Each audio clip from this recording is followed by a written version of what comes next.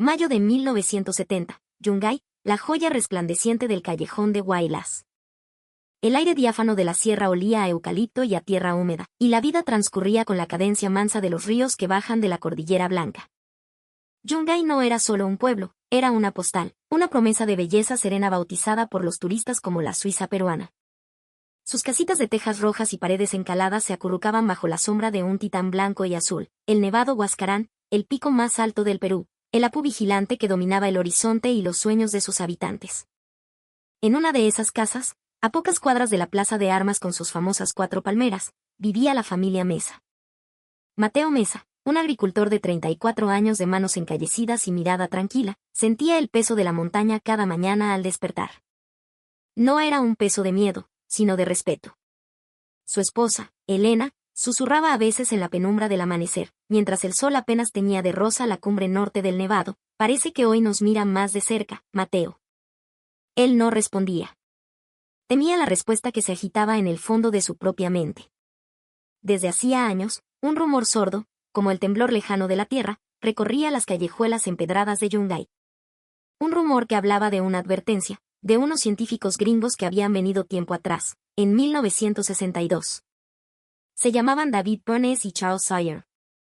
Los más viejos recordaban haberlos visto, 2 hombres de piel pálida y equipos extraños, ascendiendo con guías locales por las faldas del Huascarán.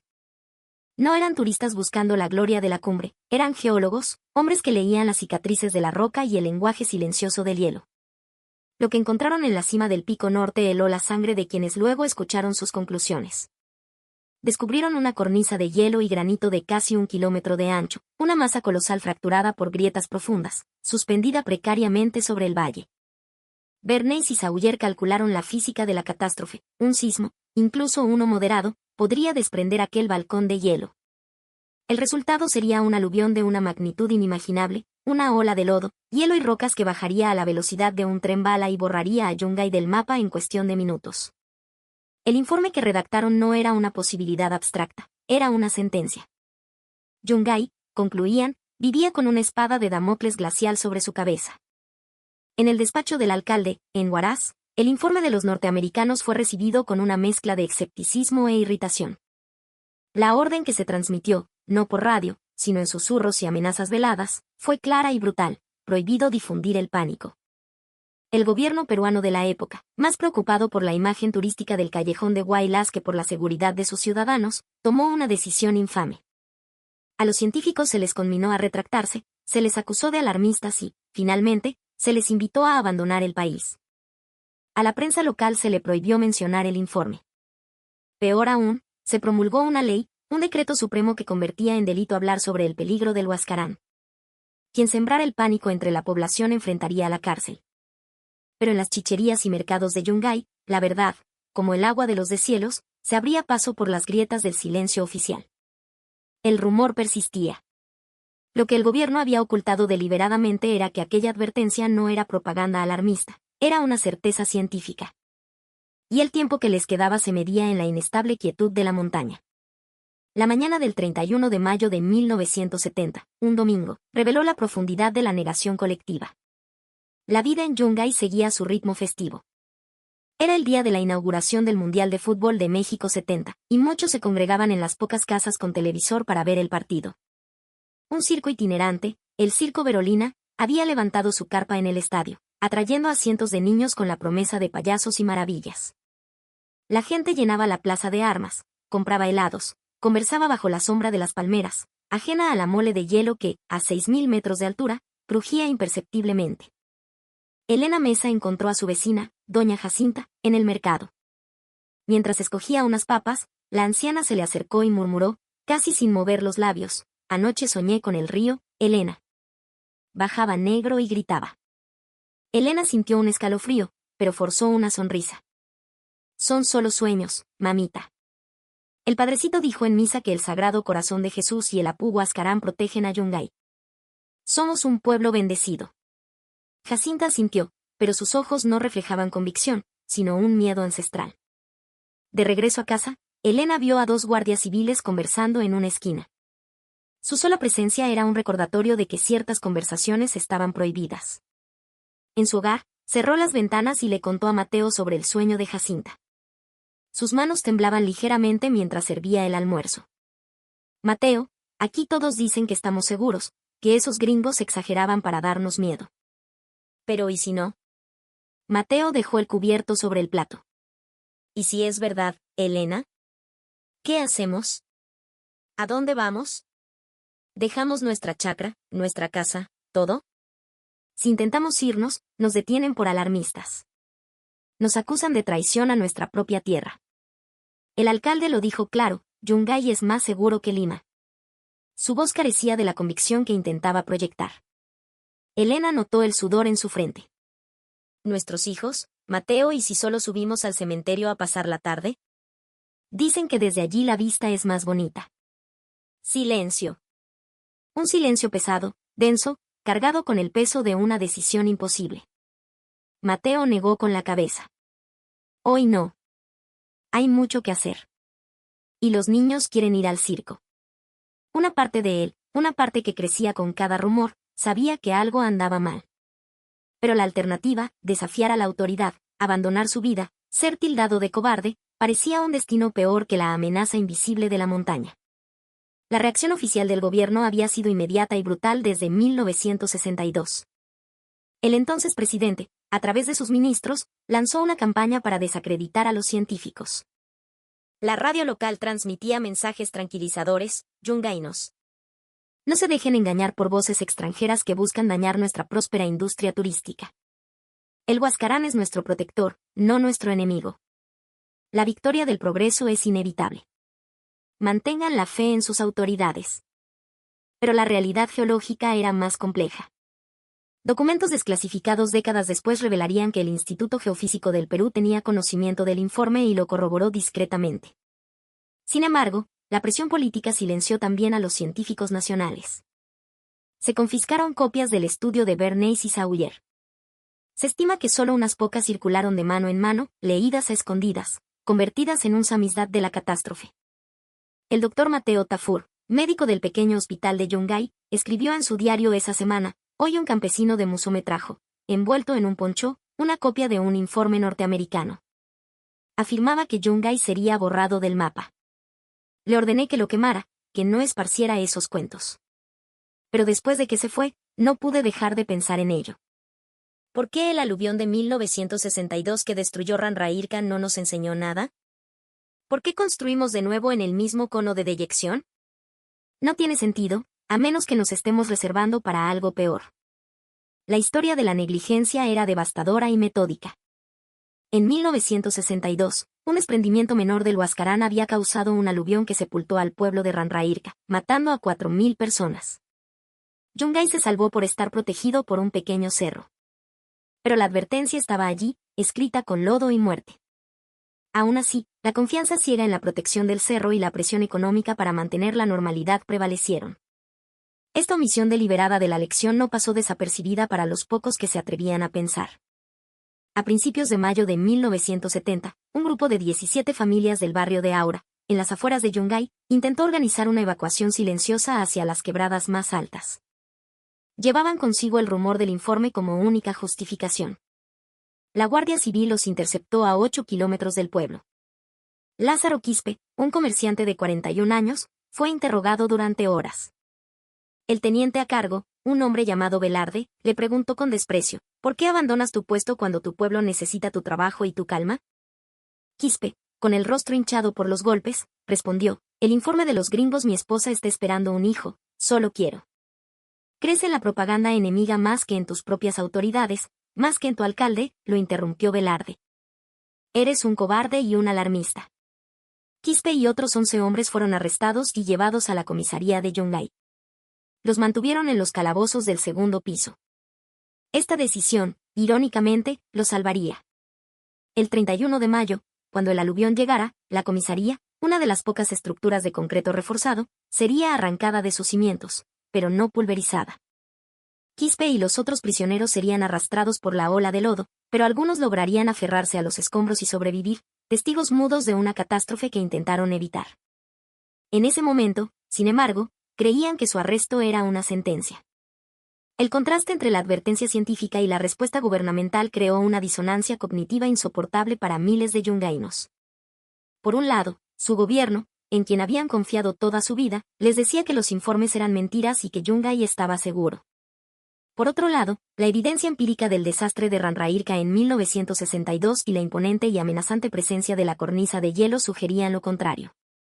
La advertencia era específica, no genérica.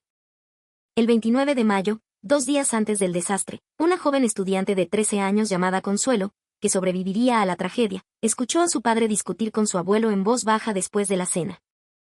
Su padre, un maestro de escuela llamado Ricardo, dijo, el informe mencionaba un sismo como detonante. La Tierra ha estado temblando más seguido este mes.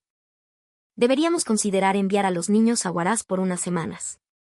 Su abuelo, un veterano de las luchas campesinas, respondió con furia contenida, ¿y deshonrar el nombre de nuestra familia? ¿Mostrar cobardía cuando se nos pide tener fe? Esos gringos mienten. Siempre han mentido. Es su forma de asustarnos para vendernos sus equipos caros. Además, ¿dónde está ese informe? Nadie lo ha visto. Son puros chismes. Pero padre, Ranrairka Yungay es diferente, interrumpió el abuelo. El cerro del cementerio nos protege. Dios puso esa colina allí por una razón. Los gringos no entienden la fe. Eso es todo. Ricardo no dijo nada más, pero esa noche escribió una carta a su primo en Huaraz, pidiéndole que preparara un lugar para sus hijos. La carta nunca llegaría. El servicio de correo de Yungay dejaría de funcionar para siempre en menos de 48 horas. El fenómeno psicológico que afectaba a los residentes de Yungay en esos últimos días tiene un nombre: parálisis por normalización. Los seres humanos, cuando enfrentan amenazas sin precedentes que no pueden controlar, tienden a aferrarse a sus rutinas diarias en lugar de tomar una acción decisiva. El sociólogo que años después entrevistó a los supervivientes documentó este patrón repetidamente. Un superviviente llamado Orlando le contó, mi padre consiguió una de esas copias del informe a mediados de mayo. La leyó 3 veces en el patio, luego la quemó y nunca hablamos de ello. Continuamos yendo a la chacra, a la escuela, como si nada. Una parte de nosotros sabía que algo terrible venía, pero no podíamos permitirnos creerlo. La alternativa, evacuar, ser arrestados, perderlo todo, parecía peor que simplemente seguir adelante y rezar. Los archivos del gobierno peruano revelarían la estrategia detrás del encubrimiento. No se trataba solo de proteger el turismo, sino de un acto de soberbia. Admitir que 2 científicos extranjeros tenían razón y que el gobierno local estaba equivocado era una humillación inaceptable. El proyecto de silenciamiento fue diseñado no solo para evitar el pánico, sino para salvar el orgullo de unos pocos burócratas, a costa de la vida de miles. Había una complejidad moral devastadora. El gobierno sabía que advertir a la población sobre el peligro sin ofrecer una solución viable, un plan de evacuación masiva, reubicación, solo generaría un caos incontrolable. Entonces, optaron por la mentira. Advirtieron genéricamente sobre mantener la calma, sin mencionar que Yungay enfrentaba un peligro de aniquilación total, cualitativamente diferente a cualquier huaycó conocido. Un ingeniero del Ministerio de Fomento escribió en un memorando clasificado del 15 de mayo de 1970. Hemos realizado inspecciones superficiales y declarado la zona segura. Sabemos que el riesgo persiste. La supresión de los informes técnicos, por lo tanto, sirve más como medida de control social que como una estrategia de seguridad real. Esto es éticamente complicado, pero políticamente necesario. A las 3 de la tarde del 31 de mayo de 1970, el último domingo de sus vidas, la radio de Yungay transmitía su último boletín de noticias. El locutor anunció, la situación en la región se mantiene estable. Se pide a los ciudadanos continuar sus actividades dominicales con espíritu inquebrantable. Los rumores sobre peligros naturales son exagerados por gente de mal vivir y traidores. Yungay está segura. Nuestro Señor nos protege. Esa tarde, Elena Mesa no pudo más con la angustia. Sacó de un viejo baúl un recorte de periódico de 1962 que su padre había guardado, un pequeño artículo que mencionaba de pasada la visita de unos geólogos norteamericanos y su polémico informe. Lo leyó de nuevo a la luz que entraba por la ventana. Sus ojos se detuvieron en la frase que había memorizado, pero que no quería creer, un riesgo inminente de un aluvión de proporciones catastróficas. Habían pasado 8 años desde que se escribió eso. ¿Cuánto tiempo es inminente? Le preguntó a Mateo si deberían llevar a los niños al circo o subir al cerro del cementerio, solo para ver el partido desde arriba. Él la abrazó y dijo, si fuera real, ya habría sucedido en todos estos años. Los gringos mienten. Vamos al circo, que los niños se diviertan. Tranquila, mi amor. Duérmete tranquila. Fue la última conversación coherente que tendrían. A las 3:23 de la tarde, la tierra se estremeció. Fue un terremoto de 7.9 grados en la escala de Richter, con epicentro a cientos de kilómetros, en el mar. Pero su onda expansiva sacudió los Andes con una furia brutal. Durante 45 segundos, el suelo de Yungay onduló como un océano. Las casas de adobe se agrietaron, los techos de tejas colapsaron. El pánico se apoderó de la gente.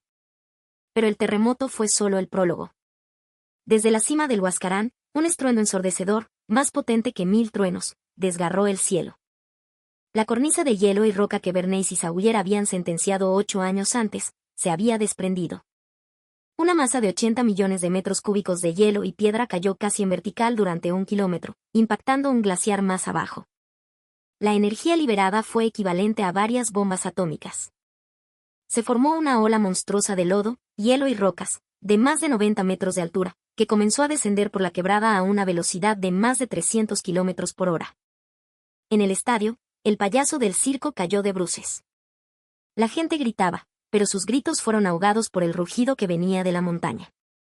Unos pocos, los que sabían, los que habían escuchado el rumor, miraron hacia el norte, hacia la cresta que separaba a Yungay de la furia del Huascarán. Lo que vieron fue una visión del apocalipsis. Una ola negra, coronada de espuma gris, que saltaba la cresta y se abalanzaba sobre ellos. El aluvión tardó menos de 4 minutos en llegar. 4 minutos para vivir o morir. La única salvación era el terreno elevado del cementerio, al oeste del pueblo. Comenzó una carrera desesperada. Mateo Mesa agarró a sus 2 hijos y gritó a Elena, al cementerio. ¡Corre! La masa de lodo, una licuadora de rocas del tamaño de edificios, avanzaba devorándolo todo. La estación de policía, el mercado, la iglesia, todo fue pulverizado. De los 25.000 habitantes de Yungay esa tarde, aproximadamente 20.000 murieron en esos instantes. Otros 5.000 en los alrededores. Entre los muertos estaba Elena Mesa. Su cuerpo nunca fue identificado. Mateo logró llegar a la falda del cerro del cementerio. En un último acto de fuerza, lanzó a su hijo mayor, de 8 años, hacia arriba, a los brazos de gente que ya había llegado a la cima. Cuando se volvió para buscar a su hija pequeña, la ola lo alcanzó. En el cementerio, uno de los pocos lugares que sobrevivió intacto, unos 300 yungainos, incluyendo los 92 que habían subido esa tarde a ver el partido, recuperaron el aliento 3 días después. Su primera pregunta a los equipos de rescate, ¿era esto lo que decían los científicos? El doctor Tafur, que sobrevivió porque estaba visitando a un paciente en una comunidad más alta, los visitó y respondió con la voz rota, sí. Era exactamente lo que decían los informes. Pero ninguno de nosotros quiso creerlo. Las entrevistas a los supervivientes en las décadas posteriores revelan el peso devastador de esta comprensión. Lázaro Quispe, el comerciante arrestado por intentar evacuar, dijo en 1985, durante 40 años viví con la culpa de haber sido cobarde. Pero fui el único de mi familia que sobrevivió porque estaba preso cuando llegó el Huayco. Mi esposa, mi hijo nonato, mis padres, todos murieron porque yo no insistí lo suficiente. El informe decía la verdad. Nuestro gobierno mintió y elegí creer al gobierno. Consuelo, la niña que escuchó a su padre discutir, se convirtió en geóloga. En una conferencia en 2017, declaró, los científicos nos advirtieron. Publicaron un informe nombrando a Yungay. Mi padre quiso evacuarnos, pero mi abuelo, confiando en la propaganda del gobierno, nos mantuvo allí. Mi abuelo, mi madre y mi hermana menor murieron en ese infierno de lodo.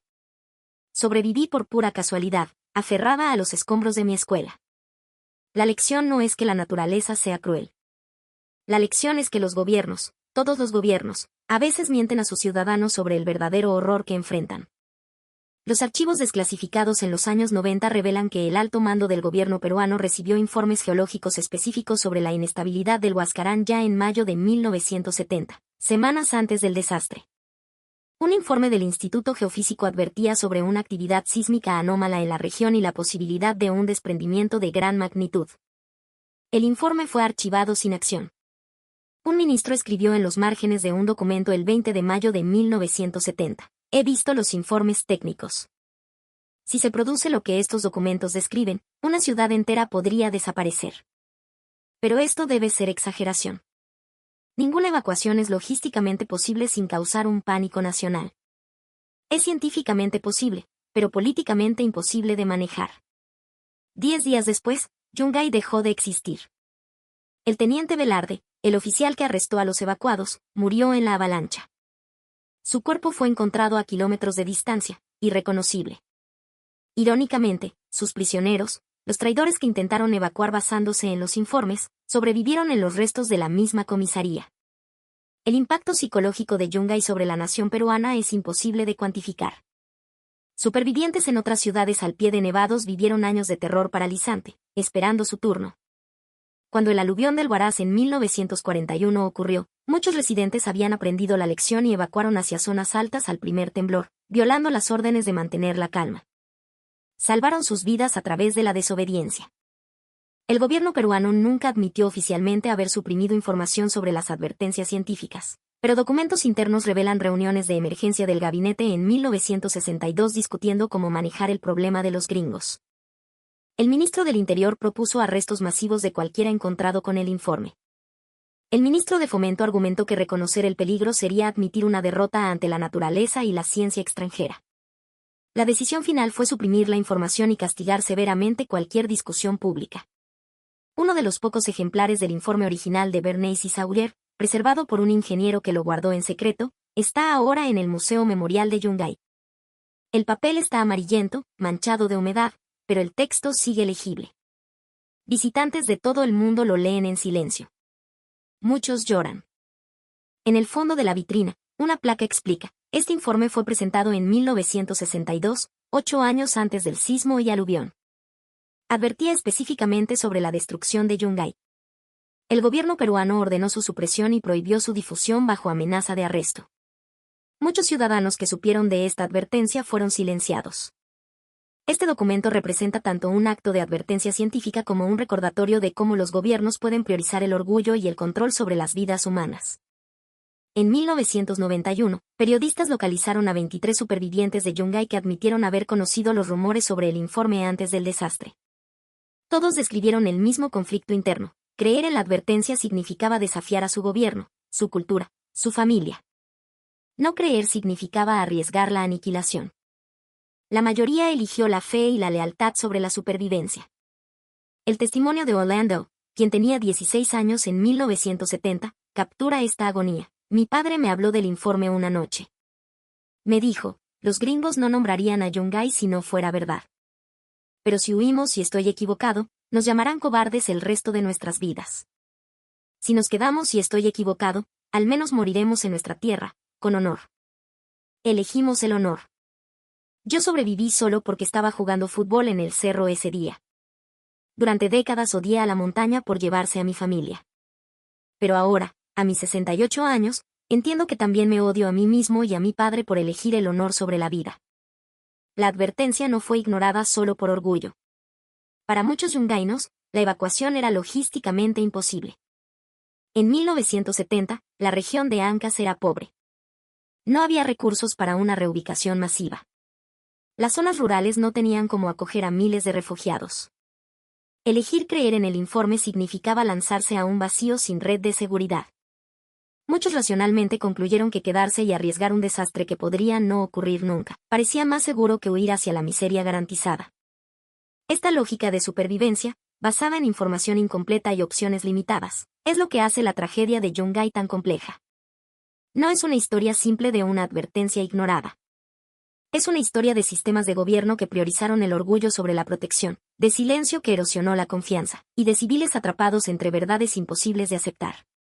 Hoy, el informe de Bernays y Sauer es estudiado en universidades como un ejemplo de la comunicación de riesgos y sus implicaciones éticas. ¿Fue suficiente advertir a un gobierno que se sabía iba a suprimir la información? ¿Tenían los científicos la responsabilidad de hacer más? No hay respuestas simples.